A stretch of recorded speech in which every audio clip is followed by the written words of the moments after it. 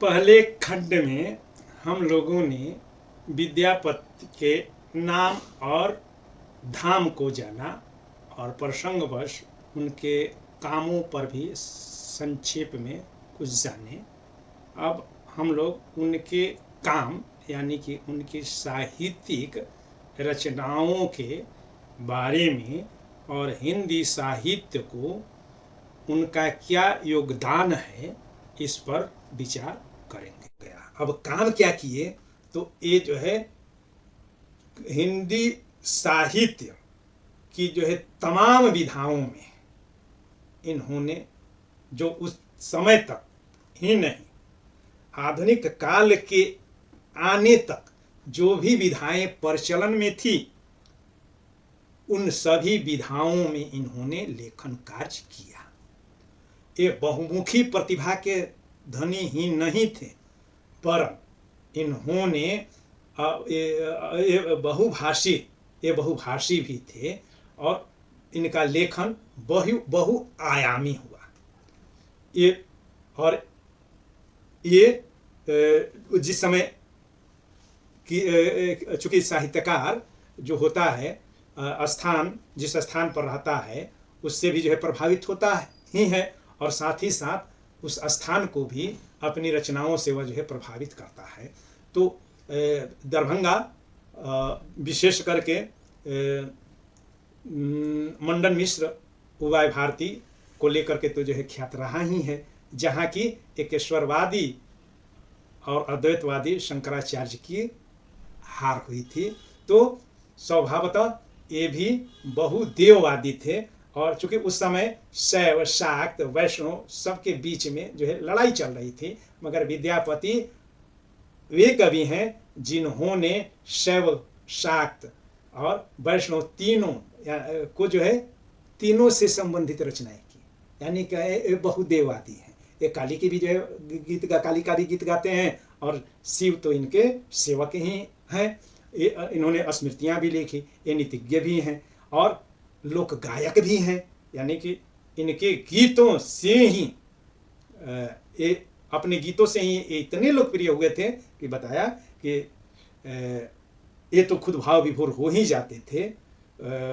बाद में चैतन्य महाप्रभु इनके गीतों को गा करके भाव विभोर हो करके नाचने लगते थे और चैतन्य महाप्रभु ने विद्यापति के रचित पदों को इतना लोकप्रिय बना दिया था कि उसकी वजह से ही विद्यापति को बंगालियों ने बांग्ला भाषा का कवि सिद्ध करने का एक तरह से द्रविड़ प्रयास किया। द्रविड़ प्राणायाम करना होता है, वह जो है किया।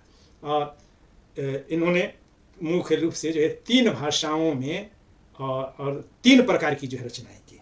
3 भाषाओं यानी कि संस्कृत में भी रचना किए, अवहट में किए और मैथिली में भी किए। और 3 विधाओं में तो और 3 इनके जो है साहित्य में 3 विशेषताएं यानी कि 3 प्रकार की रचनाएं। तो ये वीरगाथा साहित्य के जो लक्षण थे, जो चारण साहित्य था, तो उस पद्धति पर चलते हुए इन्होंने कीर्तिलता और कीर्ति पताका की रचना की थी।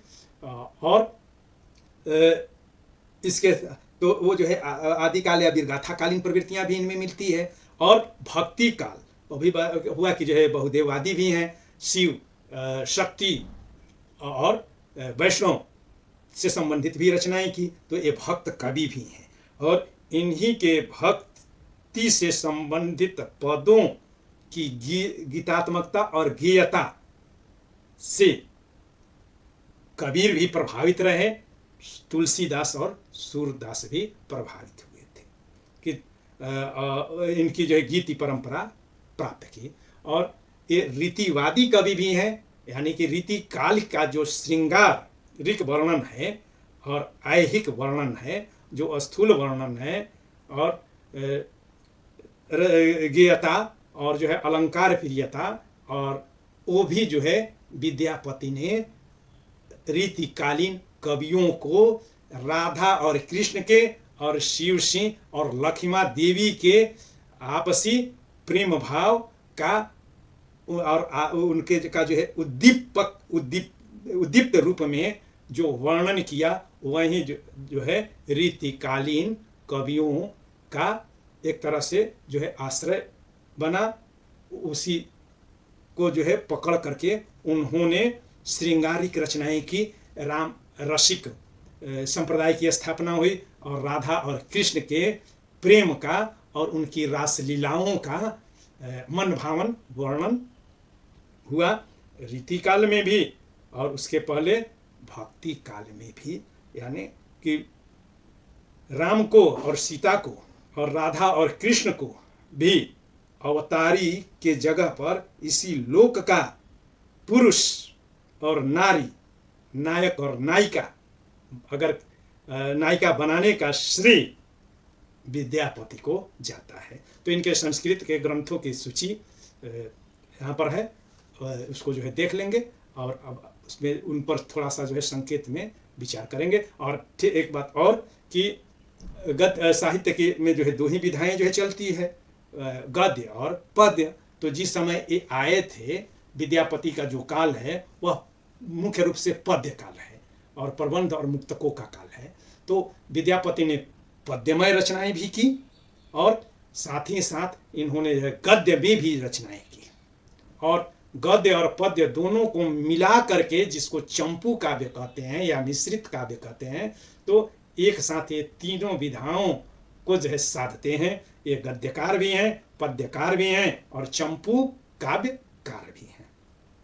और इनके जो है ख्याति का जो है आधार पदावली है और इनकी पदावली को संकलित किया प्रथम बार जो है नरेंद्र नाथ ने। ये जो है बंगाली थे और चूँकि इतना लोकप्रिय हो गए थे काली पूजा को लेकर के और इनके गीत चैतन्य महाप्रभु ने इतना लोकप्रिय बना दिया था कि इनसे जो है प्रेरणा ले करके कृष्ण बंगाल में कृष्णदास, नरोत्तम दास, गोविंद दास, ज्ञान दास, श्रीनिवास दास और नरहरि दास आदि ने इनके पदावली की शैली पर अनेक पदों की रचना ही नहीं किए वरन विद्यापति की पदावली में उन रचनाओं को छेपक के रूप में जोड़ने का भी ये लोग प्रयास किए थे।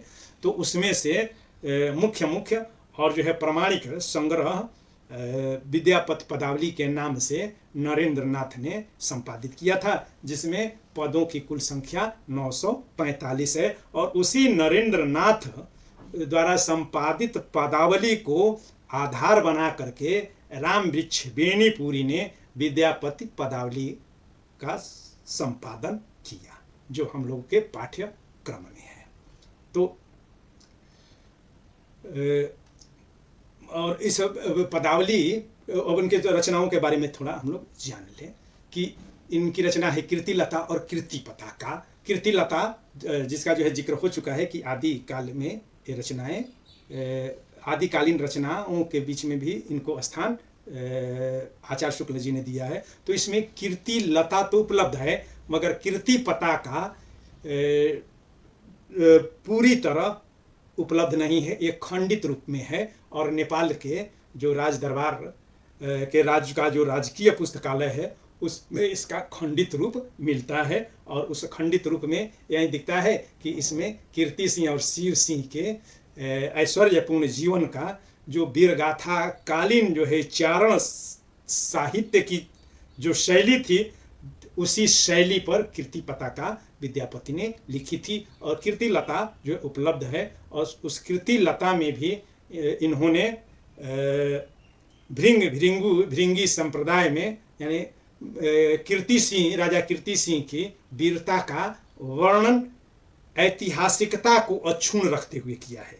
और जितने भी आदिकाल के कवि हैं उसमें से एकमात्र विद्यापति ही वैसे कवि हैं जिन्होंने इतिहास को और ऐतिहासिक तिथि क्रम को सुरक्षित रखा है। अन्यथा इनके समकालीन या पूर्ववर्ती या परवर्ती जो भी रासो साहित्य या चारण साहित्य या वीरगाथा कालीन साहित्य मिला है उन लगभग सभी रचनाओं में तिथि क्रम का और इतिहास के साथ इतनी छेड़छाड़ हुई है कि उन्हें प्रामाणिक मानने पर भी बहुत से विद्वानों को आपत्ति है। इसी वजह से हजारी प्रसाद द्विवेदी तो आदिकाल का आरंभ ही विद्यापति से माना जाए, ऐसा आग्रह इतिहासकारों से करते हैं। वैसे अब उसके बाद आगे आता है पुरुष परीक्षा। तो पुरुष परीक्षा में उन्होंने अभी सौराठ मेले की जो है चर्चा हुई, तो पुरुष परीक्षा में उन्होंने एक युवती के लिए सुयोग्य वर कैसा होना चाहिए, उसके लिए इन्होंने वैज्ञानिक विवरण जो है प्रस्तुत किया। और यह हिंदी साहित्य का जो है एक तरह से जो है दुर्लभ ग्रंथ है, जिसमें कि ऐसी जो है व्यवहारिक बात बताई गई हो, यानी कि दुल्हा कैसा होना चाहिए इसका वर्णन पुरुष परीक्षा में है। और उसके बाद शैव सर्वसार, और यह शैव सर्वसार में जो है क्या है कि शिव जी की पूजा की जो है पद्धति है। और यह रचना उन्होंने महारानी विश्वास देवी के आग्रह पर यह किया था। उसके बाद जो है भू परिक्रमा है, तो भू परिक्रमा के अंतर्गत उन्होंने एक प्रमाणीय प्रतीक के रूप में बलराम जी जब शापित हुए थे तो उन्होंने शाप से मुक्ति के लिए पूरी धरती की परिक्रमा की थी।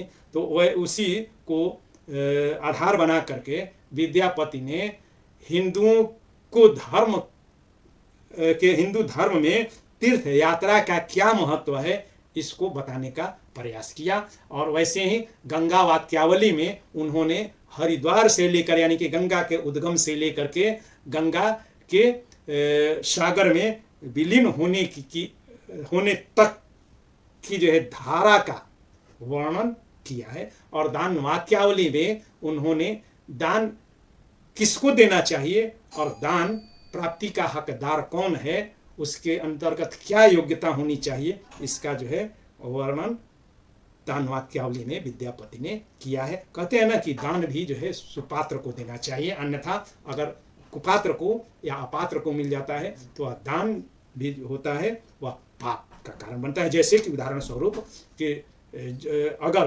किसी नशेड़ी को दे देते हैं, शराबी को अगर जो है दान दे देते हैं तो क्या करेगा, शराब में पैसा देगा और उससे जो है व्यभिचार भी करेगा, तो आपके पैसे से वह व्यभिचार कर रहा है तो पाप हुआ ना। तो इस दान वाक्यावली में उन्होंने जो है दान की विधि कि जो है बाएं हाथ को पता ना चले कि दाहिना हाथ ने क्या दिया है, यानी कि गुप्त दान जो है महादान होता है, तो गुप्त दान करना चाहिए। इस सब बातों का जिक्र दान वाक्यावली में है। और वैसे ही गया पतलक में, जो गया में लोग अपने पूर्वजों के आत्मा की शांति के लिए और प्रेत योनि से मुक्ति के लिए जो पिंडदान करते हैं, तो उसकी श्राद्ध विधि का वर्णन गया पतलक में हुआ है।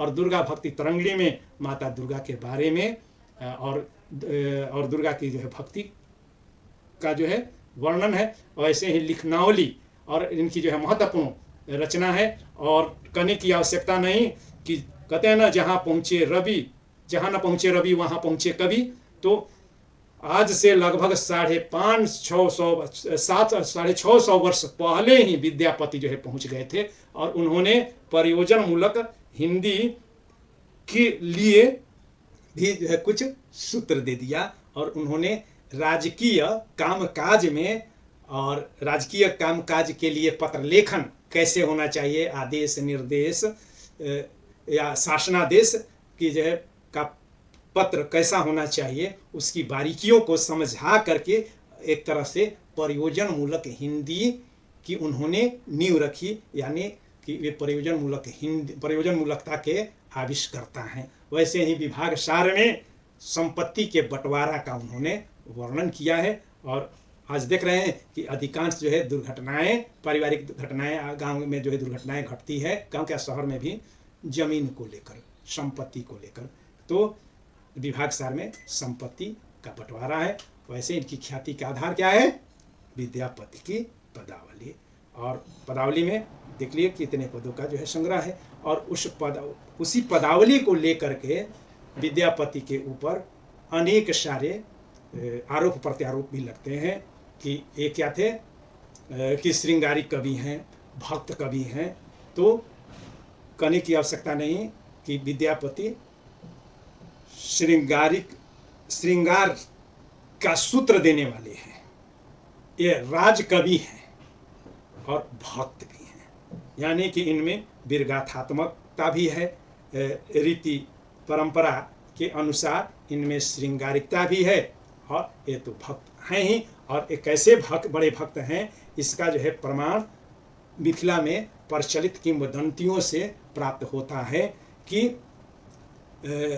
मान्यता है कि इनके दरबार में उधना नामक एक सेवक हुआ करता था, और विद्यापति एक समय भ्रमण पर थे और उन्होंने उगना या उदना से कहा कि मुझे प्यास लगी है और गंगा जल में प्यास लगी है, कहीं कुआं हो तो पानी लेकर के आओ। तो उगना जो है चारों तरफ देखा कि कहीं जल नहीं मिल रहा है, कुआं नहीं है, मगर उसने एक लोटा पानी उनको दे दिया। और जब विद्यापति उस जल को ग्रहण किए तो कहे कि ये तो कुएं का पानी नहीं है, ये तो गंगा का पानी है, और कहाँ से इसको लाए हो? वो कह रहा है कि और इधर तो कुआं दिख नहीं रहा है। तब जो है उगना ने बताया कि मैं यह पानी अपनी जटा से निकाल करके लाया हूँ, यानी कि मैं शिव हूँ। अब जो है विद्यापति अवाक, और उन्होंने उनसे निवेदन किया कि जो है आप इस रूप में यानी कि मेरी सेवा मत कीजिए। मगर जो है शिव उनकी भक्ति से इतने प्रसन्न थे कि उन्होंने कहा कि नहीं, मैं तुम्हारा सेवक बन करके ही, चूँकि तुमने ऐसी जो है मेरी भक्ति की है कि मैं तुम्हारा सेवक बन करके ही रहूँगा, और तब तक रहूँगा जब तक कि तुम इसका राज अपने तक सीमित रखोगे। मगर हुआ क्या कि एक दिन जब वे घर में थे उसी समय, और जो है उगना से उनकी जो है पत्नी ने जो है कुछ जो है मंगाया था, और उसको लाने में उगना को देरी हो गई। तो जो है ठकुराइन इतना नाराज हुई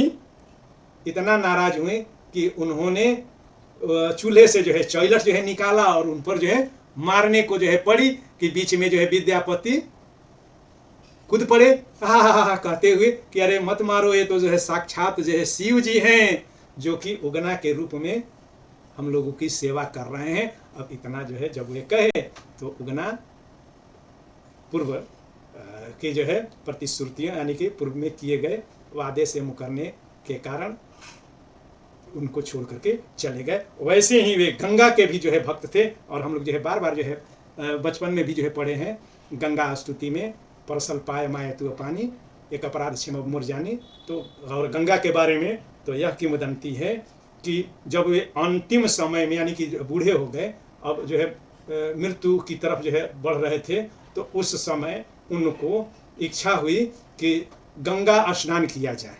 तो वे जो है गंगा स्नान के लिए अपने जो है बेटों से बोले कि जो है मैं गंगा स्नान करना चाहता हूँ, मुझे सिमरिया घाट जाना है। तो उनके बेटों ने उनके लिए पालकी की व्यवस्था कर दी, और जब वे पालकी से जो है चल दिए, मगर 2-2.5 कोस जो है दूरी रह गई। पालकी ढोने वाले भी जो है थक गए थे, उनको भी जो है थकान हो रही थी। तो उन्होंने जो है कहा कि अब यहीं पर जो है ठहर जाओ। तो यहीं पर ठहरो। पालकी वालों ने जो है पालकी वहीं रख दी और सुस्ताने लगे, और फिर वे जो है चूँकि थके थोड़ी से सुस्ता लिए तो कहे कि जो है अब चला जाए। तो विद्यापति ने कहा कि नहीं, थके हुए हो, और जो है हम लोग जब इतना दूर आ गए मैया गंगा के दर्शन के लिए, तो क्या मैया गंगा जो है 2.5 कोस की दूरी पर ही रह गए थे कि जो है हम लोग इतनी दूरी तय कर लिए, तो गंगा मैया अपने इस जो है बेटे से मिलने के लिए 2.5 कोस की दूरी नहीं तय कर सकती हैं। इतना जो है कहना था कि गंगा मैया हराते हुए वहाँ पर आई, और विद्यापति ने गंगा मैया के जो है शीतल जल से स्नान किया और उनको जो है शांति मिली। तो इस प्रकार विद्यापति हिंदी साहित्य की अमूल धरोहर है। वे हिंदी साहित्य में उनकी क्या देन है कि इसको जो है बस इसी से जो है जान लिया जाए कि हिंदी कृष्ण काव्य के वे एक तरह, कृष्ण काव्य तो जो है महाभारत काल से ही चल रहा है, महाभारत और गीता भी है, मगर हिंदी में कृष्ण काव्य परंपरा के प्रथम कवि हैं, और जिन्होंने राधा और कृष्ण को नायिका और नायक बना करके काव्य रचना की, जिसका प्रभाव परवर्ती कृष्ण काव्य परंपरा पर पड़ा था। और विद्यापति हिंदी गीति परंपरा के भी प्रथम कवि हैं, यानी कि पहले जो है संस्कृत की जो है गीति परंपरा थी, हिंदी में जो है चारण गान था, जिसमें गीयता नहीं वरन जो है प्रशंसा प्रियता होती थी। तो मगर जो है गीति परंपरा के प्रथम कवि रहे हैं, और इन्हीं की गीति परंपरा का अनुसरण भक्ति काल के कवियों ने किया। और इनकी जो है ये रीति काल के कवियों के लिए भी एक तरह से कोश हैं कि जो रसिकता, काव्य में जो रसिकता होनी चाहिए वो इनके पदों में है। तो भक्तिकालीन कवियों को इन्होंने गीत की शैली दी, और मध्यकालीन रीतिकालीन कवियों को इन्होंने राधा कृष्ण का अवलंबन दिया, अलंकरण दिया और रचना शैली बताई। और तो इस भांति कामेश्वर सिंह शर्मा के शब्दों में मध्यकालीन हिंदी साहित्य का सारा कोमल और रमणीय पक्ष जो है वह एकमात्र विद्यापति का उत्तरदान है। बहुत बहुत धन्यवाद।